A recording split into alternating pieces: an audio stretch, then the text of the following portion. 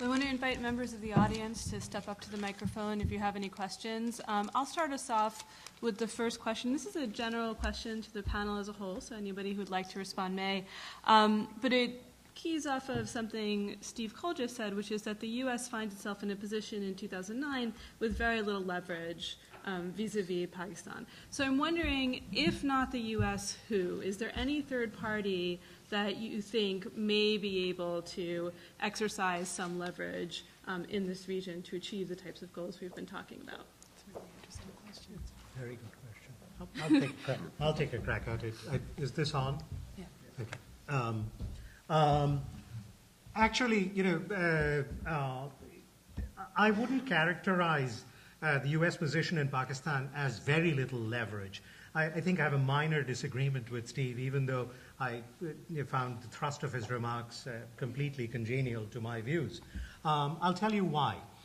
Because where else is Pakistan going to turn to? 2 weeks ago, Pakistan received a lifeline from the Aid to Pakistan group, composed of a group of advanced industrialized states, $6.3 billion. If the U.S. had sneezed, that would have completely brought the $6.3 billion to a screeching halt.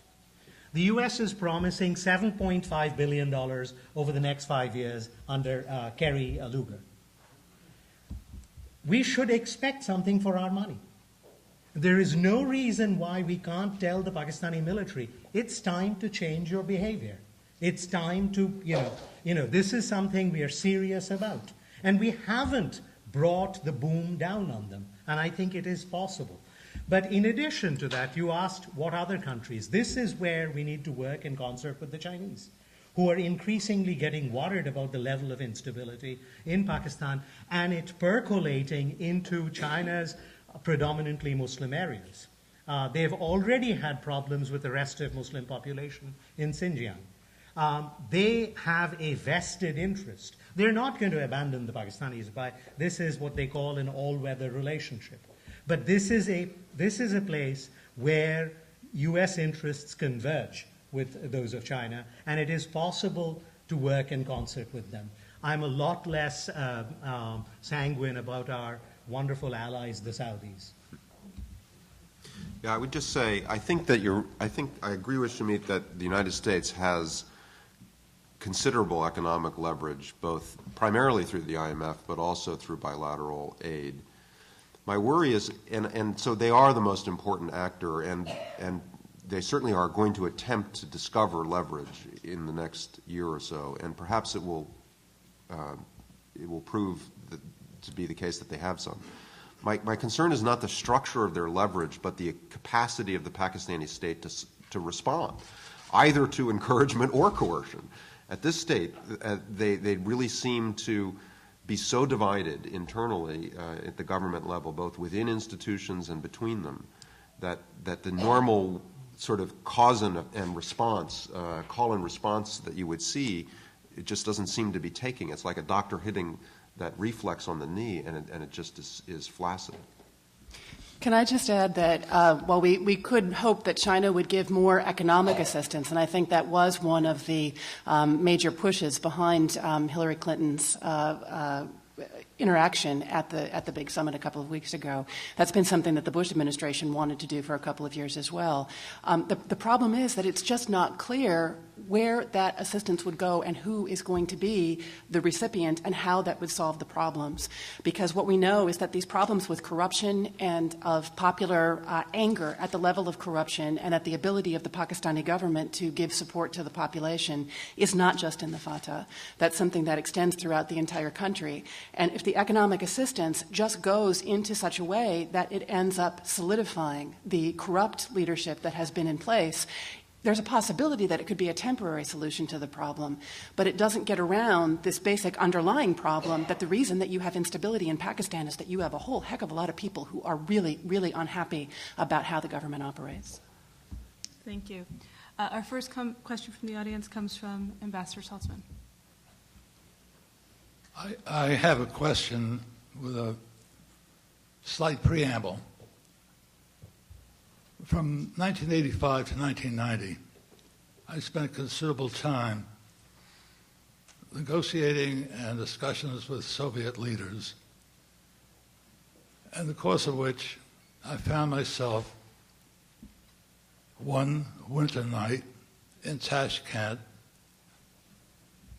in an airplane flying to Moscow, filled with Russian soldiers. There were 3 or 4 civilians in a large, beaten-up airplane, as beaten up as the soldiers who were coming home from Afghanistan.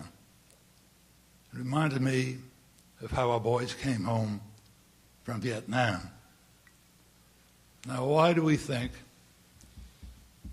that the Soviets, with 300,000 troops, could not impose their form of government and their philosophy on Afghanistan? And what will it take? We have 29, 32,000, NATO looking out, Al-Qaeda looking to get in. What will it take? 100,000, 200,000? Can we possibly accomplish with military force what we're doing except killing a lot more of our men? Well, I think that the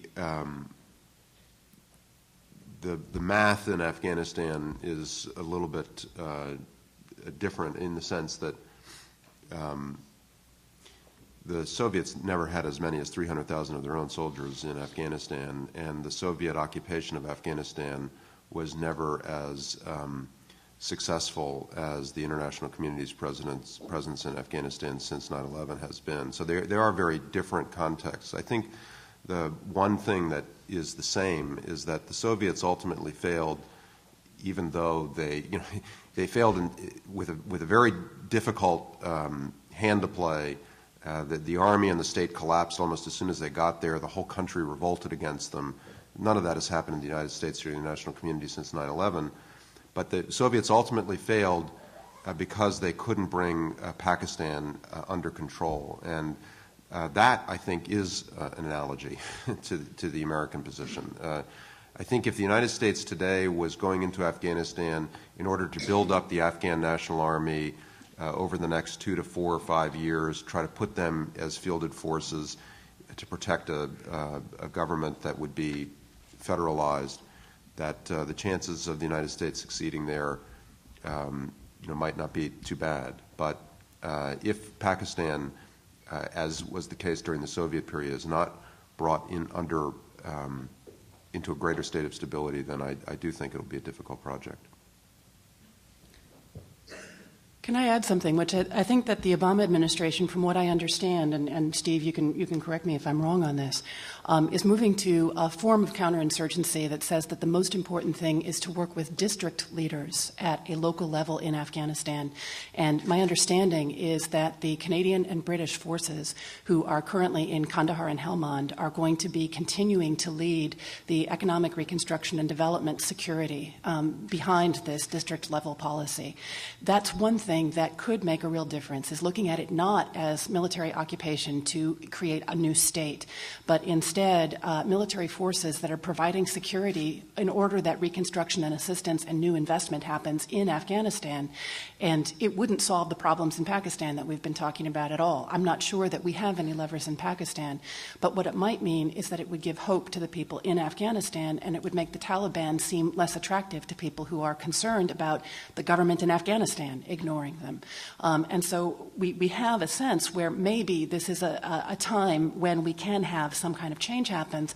I think it's very risky. I don't think it's necessarily going to be successful, but it looks like it's moving in a good, logical direction in terms of trying to get the Afghan population to believe that district-level officials support them and are secure for investment. I don't want to monopolize this, but all I see, based on what you said, is that the situation in Pakistan gets worse. The Taliban gets stronger there, too.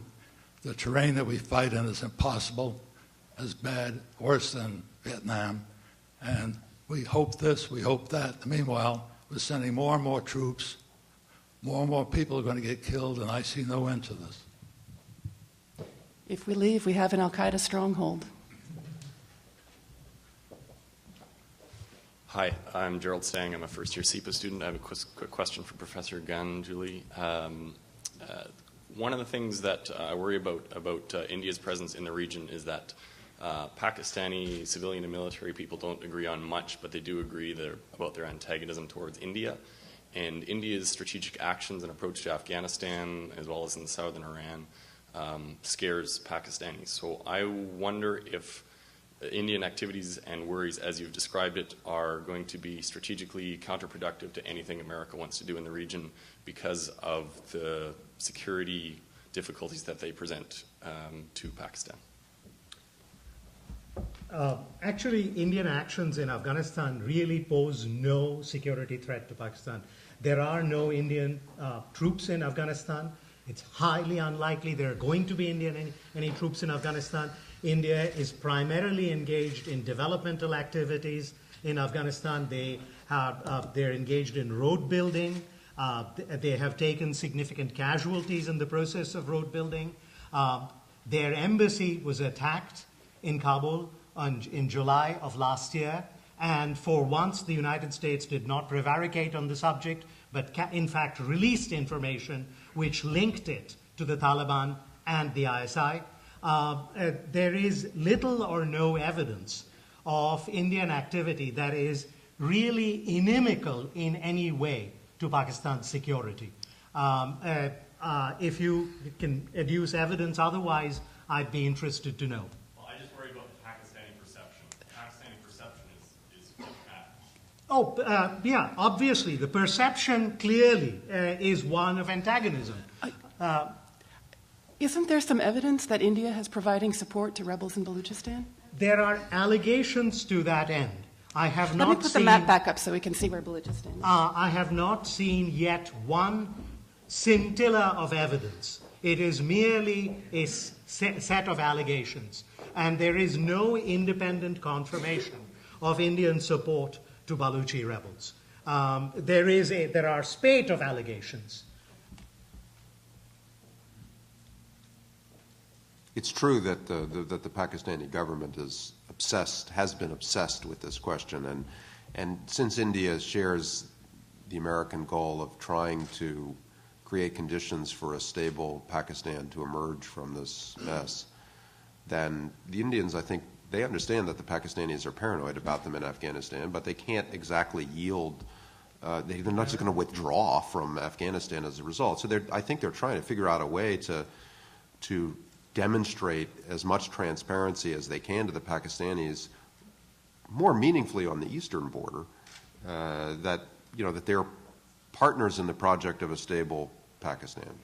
But it's not an easy sell for obvious reasons. Yes, next question. Hi, I'm Iman Rizwan from CEPA, concentrating in international security policy. I have a two-part question, keeping in view the dilemmas you mentioned in your presentation. Are we looking at the creation of Pashtunistan? And my second question is that how do you view the release of Maulana Abdul Aziz by the Pakistani government, that's a very clear indication that he's the product of inter-services intelligence. So how do you view his release under the prevailing circumstances? I'll do Azar, but why don't you talk about Pashtunistan since you talked about it in the first place? Okay. I mean, it's a very interesting question because Pashtunistan has always been seen as something that's secular and related to, obviously the ethnic question rather than to the religious question, whereas the rebellion that we're seeing today is primarily directed in an Islamist direction. I think that, what Steve said about the Pashtun quality of the rebellion changing and it becoming a more widespread and multi-ethnic rebellion is interesting. But I also think it's interesting to keep in mind that this is really not something that is unified. There's a lot of splintering within the Taliban, both in Afghanistan and in Pakistan. And my particular interest is in what I call warlordism, where you have individuals who take over control over small areas of territory, primarily for their own political and economic interests. And so I would guess that even if you could get a rallying cry behind Pashtunistan as being something that would motivate people, it would be very, very difficult to try to keep something together that would actually become anything coming clear to a sovereign state. And so it's a very interesting question.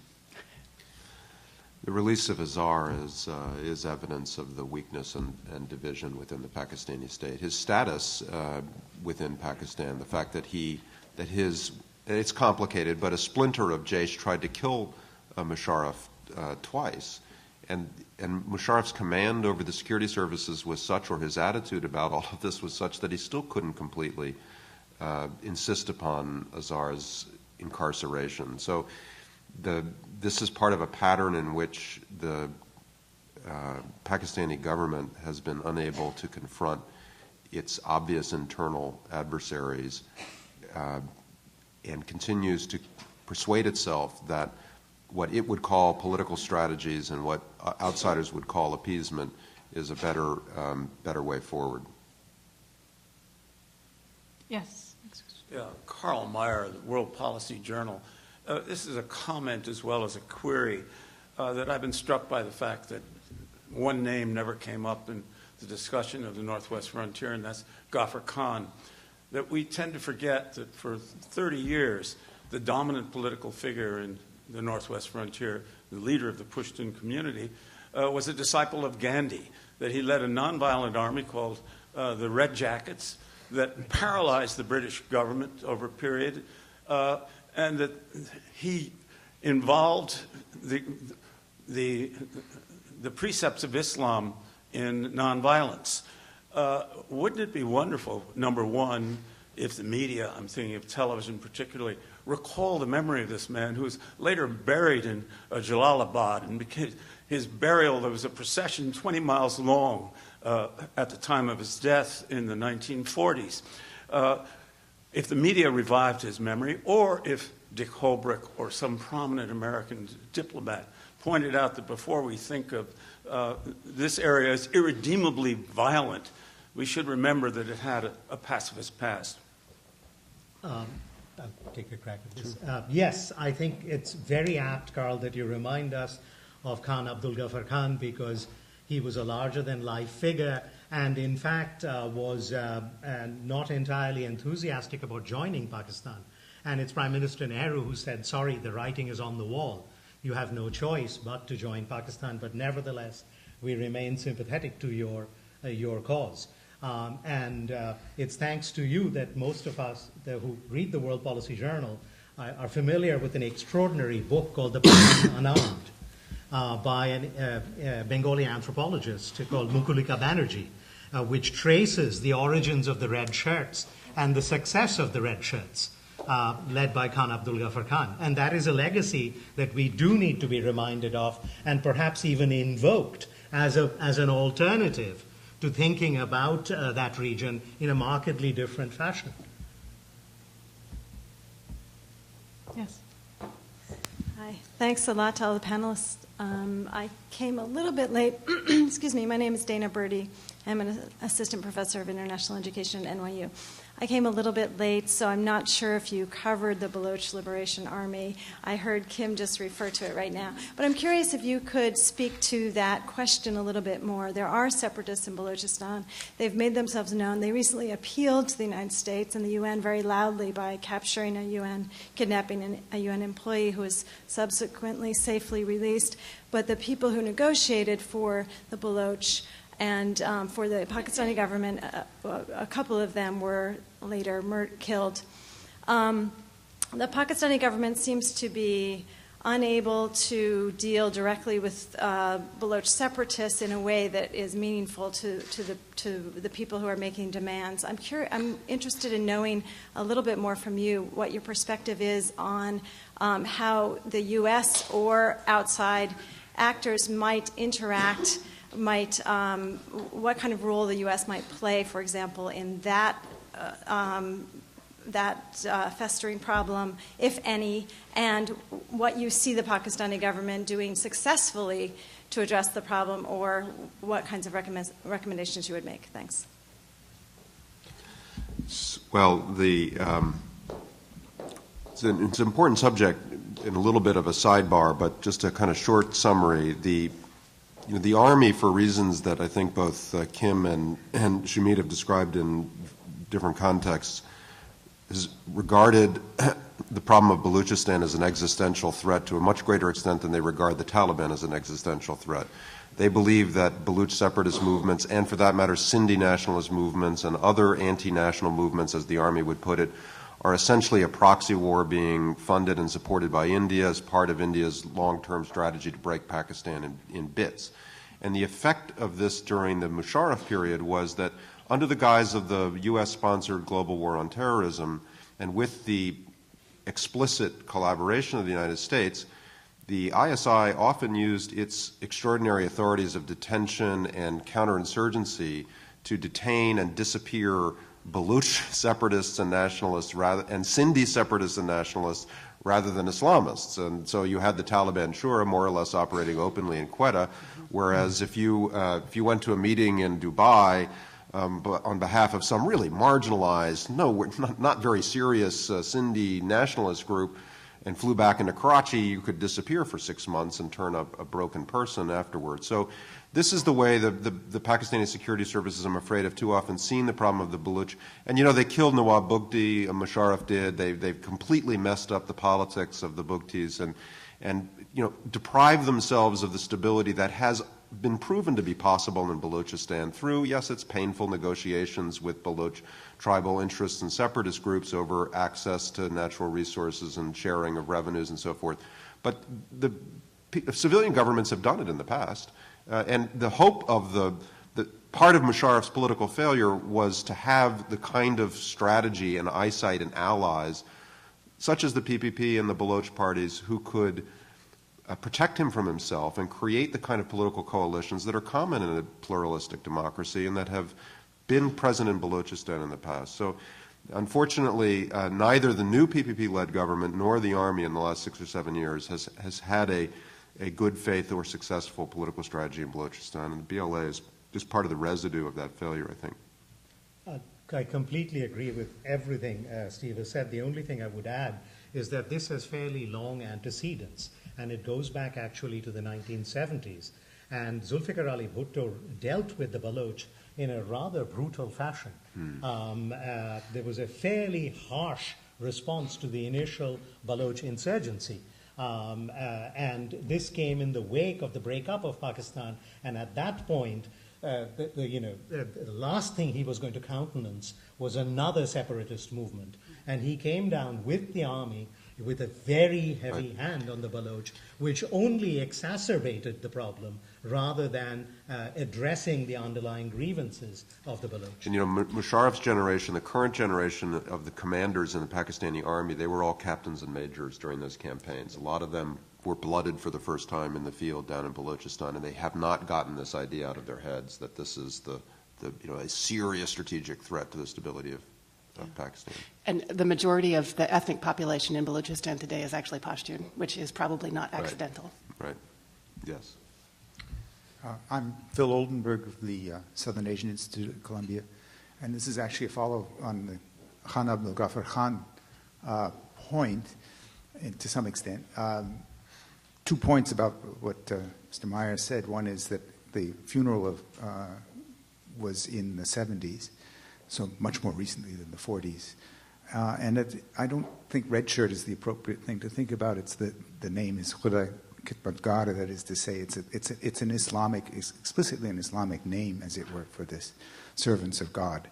The question has to do with the ANP and with the grandson of Khan Abdul Ghaffar Khan, rather, more pointedly, as Steve pointed out, that a year ago the MMA was thrown out. The people who came in was the ANP. And I've been reading carefully the Pakistan press. No one pays any attention to the ANP. It seems to me that they're not reported. Nobody interviews them. Nobody takes their opinion. Their views are not ever, as far as I can see, represented on the editorial pages in Pakistan. And I'm very puzzled by this. And I'm wondering whether any of you can sort it out and whether that, in fact, provides an entry point. That is to say, if you can't deal with the Pakistan government or have difficulty dealing with it, is it at all possible to work with what is a legitimate government whose only achievement so far has been to rename the state, as far as I can tell?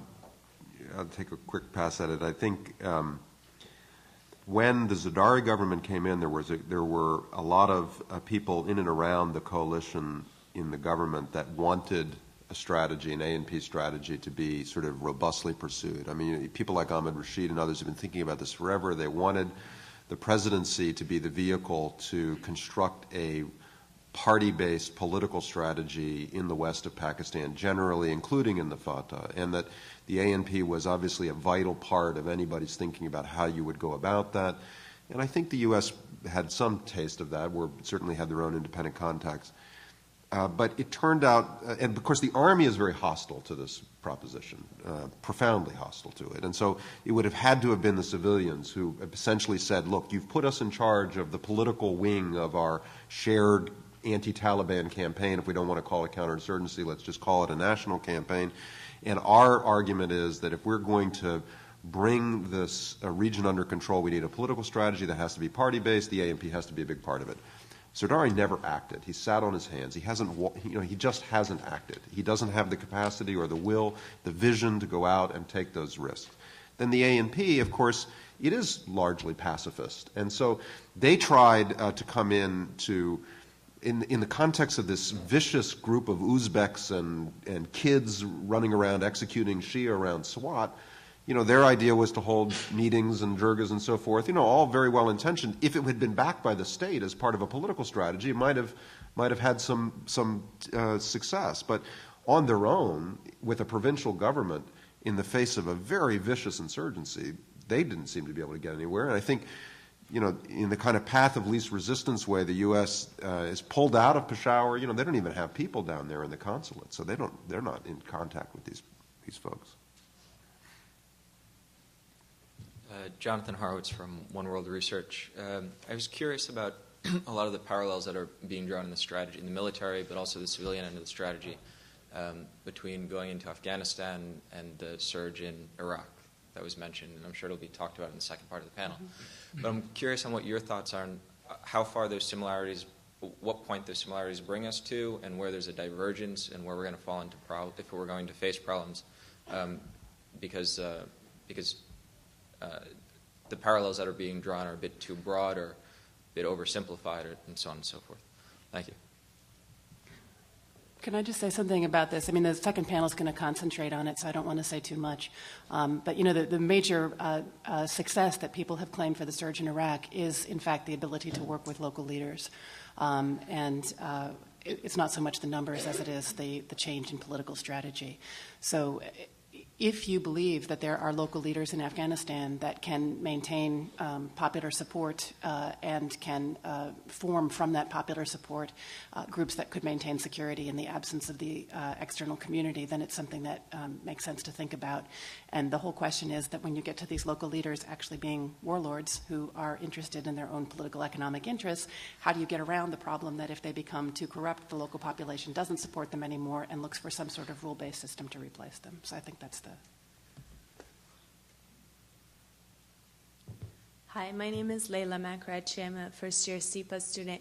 It sounds like there's more of an emphasis on economic development and reconstruction and what you guys have been discussing. I was just curious, in this kind of move away from military security maybe towards more of a human security, who do you see as the main actors for implementing this strategy?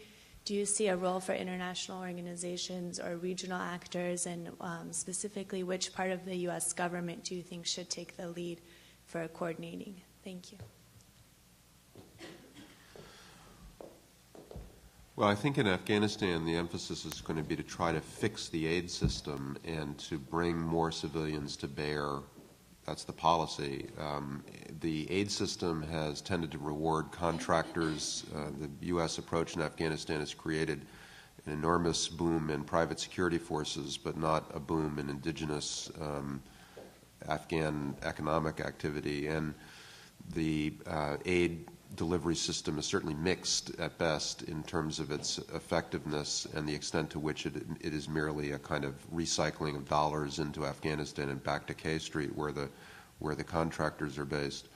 I think the idea is to try to fix that and to bring American civilians to the fore. There's a premise that there's no military solution, that it has to be based on population security followed by development and the deployment of all kinds, the support of all kinds of indigenous institutions. So I don't think it's going to be a strategy based on, pajeros run by NGOs, but whether the United States government, the State Department, and related civilian agencies has the capacity and the ability to bring forward the people that the military wants, because the military paradoxically is saying that they require more civilian capacity from the U.S. government than they have, is one of the big tests that's underway now. This big internal bureaucratic arguments about incentives for civilians in the United States government to go out to Afghanistan, whether the people are there, whether Congress will fund it the right way. But it's one of the measures of this of the premises of U.S. policy in Afghanistan that I think bears watching. And of course, there's a difference between Afghanistan and Pakistan. The reason that the American presence in Peshawar has disappeared with time is that any American who appears there is a target. And when you have a situation where the Taliban and other Islamist insurgents are trying to provide an alternative to any form of other kind of government, they're going to likely attack aid workers as well, because those aid workers present a threat to them. And so I don't think there is a good answer to the question of how you get aid into the troubled areas of Pakistan, because it's too dangerous. You need to have security to support the aid. And where do you get the security when the Pakistani government isn't supporting it? How you doing? Mike Harmon, first year at SEPA. This question's for Mr. Cull, and it's in the context of your statement that the idea that only now, in 2009, are we looking at this as the PAC-AF kind of concept that kind of came up through the review. My question is what's the historical reasoning why this region was always viewed separately? And it goes across the U.S. government, from CIA station chiefs that couldn't be in the same room with each other on the Afghan side and the Pakistan side, the State Department, the military, always looking at almost like a combative sense between the Afghan and the PAC side. And I guess my concern with the idea of it becoming an idea that PAC-AF now is that we have 20 years of kind of bureaucratic wall building between the two, and that at the mid-level, at the worker bee level, will they be able to kind of combat this and look at this as a PAC-AF problem when in the past they haven't? Thank you. Yeah, I don't know. I mean, I think the roots of this in the U.S. bureaucracy, as best I can, when I encounter it, really are post 9/11.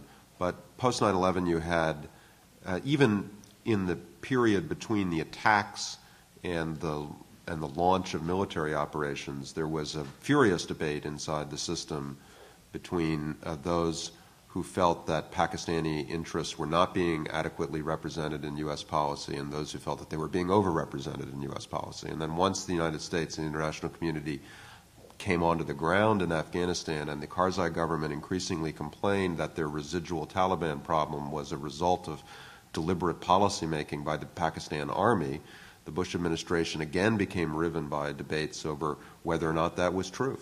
Are the Karzai people just displacing blame for their own failures of governance and economic development on the Pakistan army because it's a bogeyman that displaces responsibility? Or are we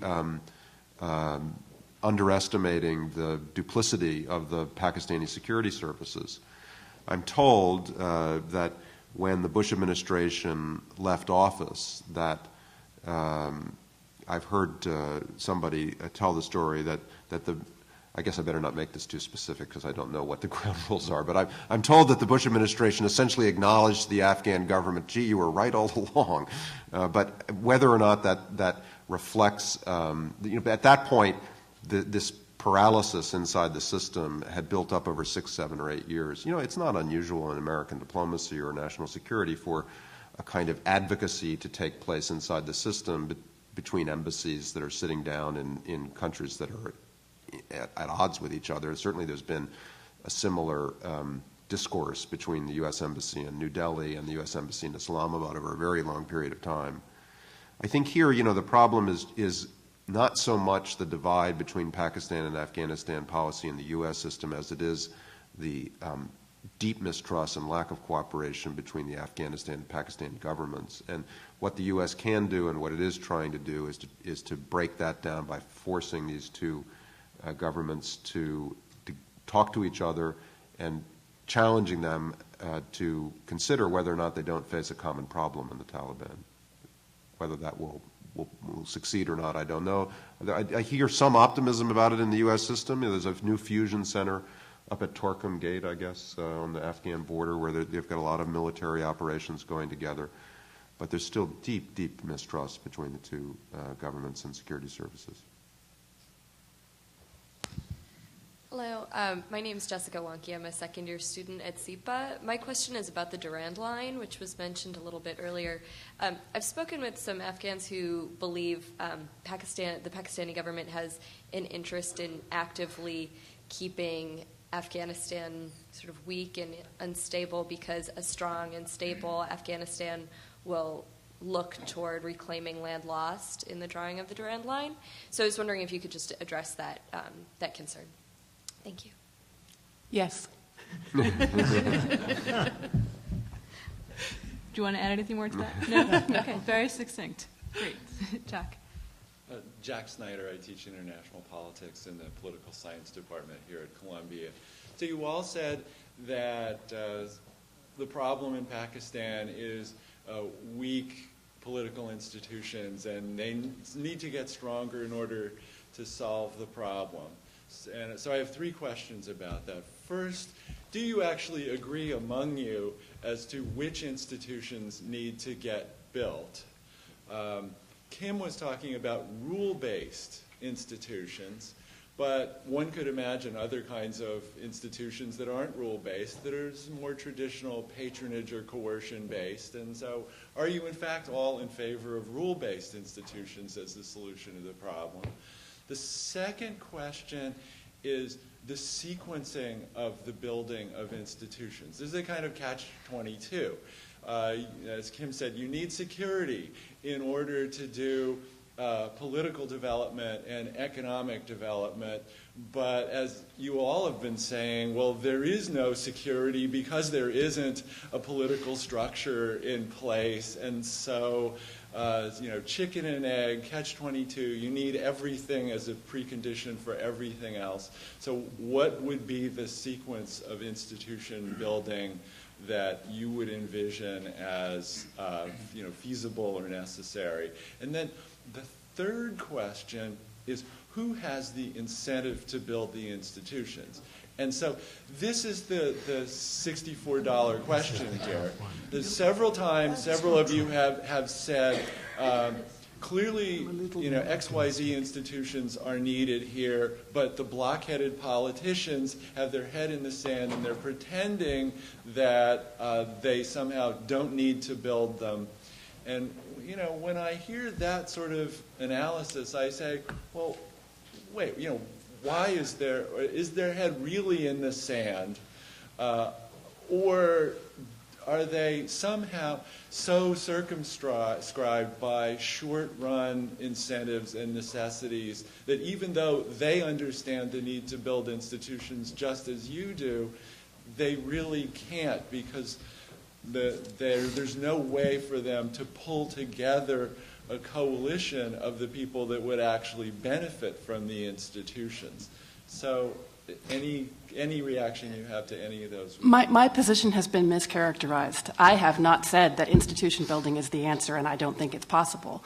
I think, in Fatah in particular, I think what would be the ideal outcome is to have Fatah become a regular province, but the only people who have an incentive for Fatah to become a real province that is law-governed are the people who currently are illiterate and impoverished and have no voice against the elites in the system who were the old-time official Maliks, and now many of those have been murdered, and so the new-time elites are the people who are in charge of the Islamic militants.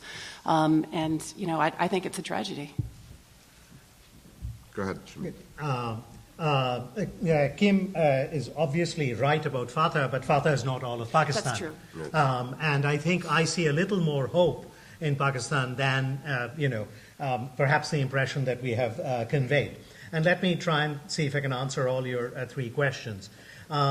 Which institutions need to be built? Well, the first thing to do is to shrink the army, to shrink the role of the army. And the army has a legitimate interest in protecting the country's borders, but it has no legitimate interest or no legitimate role in dismissing governments at will, creating various kinds of monsters and setting them loose.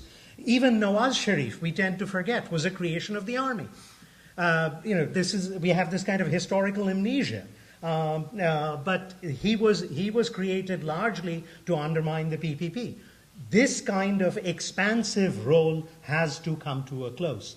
And we do have leverage, contrary to what most people will tell you. Should it be rule-based? Yes. You look at polls in Pakistan. What do people crave most? Some semblance of a rule-based society. There is widespread support for it in the populace. Unfortunately, the political class really doesn't care, which really leads me to your third question. The problem is they fear that their existence in office is so short that they must engage in as much rent-seeking as they can while they are in office, and this becomes a self-fulfilling prophecy. They behave in such egregious ways that ultimately either they collapse of their own weight or the military intervenes, or a combination thereof. I don't know how you change this political culture, but this is sort of, they sort of make the most venal Indian politicians look like paragons of virtue when you sort of juxtapose these two, sets of characters. The sequencing of institutions. I think first, obviously, curbing the role of the army. Second, one is a very hopeful development, the kind of lawyers' movement that we witnessed, which had widespread support across the country, because this was seen as some semblance of hope. And here you had middle-class lawyers who went and faced police batons and tear gas, dressed like penguins, and standing up to a fairly ruthless and partisan and brutal police force. And they had widespread support throughout the populace. So if one could restore some hint of judicial independence following, or alongside the shrinking of the military's role, I think we would make considerable progress.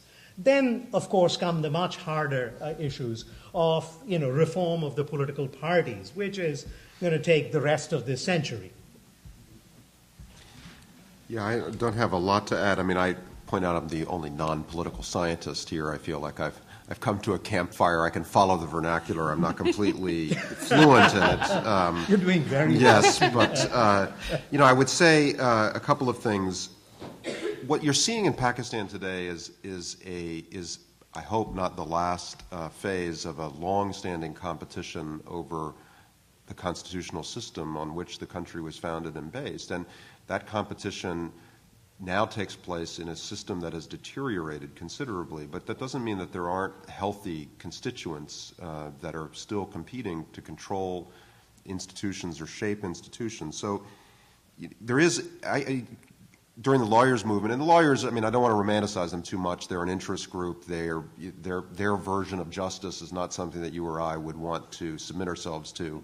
But they did represent something very powerful, which is a national wish for a constitutional system and normalcy of constitutional order in Pakistan that I think is deeply rooted in public opinion and very resilient. And you see it in many institutions, in civil society, in the media, in the lawyers, in universities, and in Pakistani middle-class culture. And that is the part of Pakistan that is essentially begging for the political class, the state, to rescue it from this insurgency. I think that Shamit has it exactly right when you ask the question, why are these politicians not then rising to the challenge? Why is it because they're, and I think the answer is that they do not have the space in their relations with the army. They have not had it in order to have the interactions with the business classes, the exporting classes, the middle classes, civil society that would force them into action. Instead, they sit on top of these pretty static, big patronage machines that are built for rent seeking. They are short timers. They go in, they seek all the rent they can get, and they come out. And in the long run, only by creating a normal constitutional system will those politicians respond to the normal incentives of their, for instance, cotton board and banking and Karachi constituents. I would just say that so I do think that the basic frame that Shamit offered is the correct one, that the dominance of the Army in national life explains quite a lot of the weakness of the political party's performance. The problem now is you have a short-term emergency in which the Army is essential. And, of course, that's just how the Army likes it. And to some extent, they've always constructed and been self-conscious about this sort of Orwellian narrative of the permanent emergency. And now they've really got one. So just because they've, in the past, overestimated the emergency in order to justify their position in national life doesn't mean you can remove them from the emergency when it actually occurs. So it's difficult. We were joking before that if, the insurgency really, and it may not prove to be very funny in the end, if the insurgency really continues to gather momentum, where does Pakistani government go? And I've been thinking, in my darkest hours over the last 4 or 5 weeks, reminding myself that the first capital of Pakistan was Karachi.